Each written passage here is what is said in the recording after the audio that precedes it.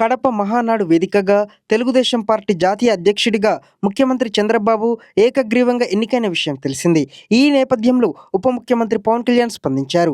స్వర్గీయ నందమూరి తారక రామారావు సంకల్పంతో ఆవిర్భవించిన తెలుగుదేశం పార్టీ చంద్రబాబు ప్రగతిశీల నాయకత్వంలో అచంచలంగా ఎదుగుతూ గత 4 దశాబ్దాలుగా నిరంతరం ప్రజా బాహుళ్యంలో ఉందని పవన్ కళ్యాణ్ పేర్కొన్నారు. 2024 ఎన్నికల్లో ఎన్డీఏ కూటమి చారిత్రాత్మక విజయం సాధించిన తరువాత టీడీపీ ఘనంగా నిర్వహించుకుంటున్న ఈ తొలి మహానాడు సందర్భంగా 12వసారి తెలుగుదేశం జాతీయ అధ్యక్షుడిగా ఎన్నికైన చంద్రబాబు నాయుడికి హృదయపూర్వక అభినందనలు తెలియజేశారు.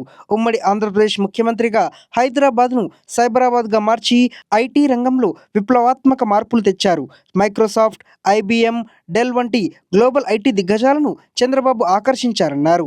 1999లో ఆంధ్రప్రదేశ్ విజన్ 2020 పత్రాన్ని రూపొందించి ఆర్థిక సంస్కరణలు మరియు సాంకేతికత ఆధారిత అభివృద్ధి వైపు పయనింపజేశారని వెల్లడించారు. చంద్రబాబు అపారమైన అనుభవ సంపత్తి, దూరదృష్టితో కూడిన నాయకత్వం, ప్రజాసేవ పట్ల అచంచలమైన నిబద్ధత ఈ రాష్ట్ర సర్వతోముఖ అభివృద్ధికి మార్గదర్శకంగా నిలుస్తుందని ధీమా వ్యక్తం చేశారు.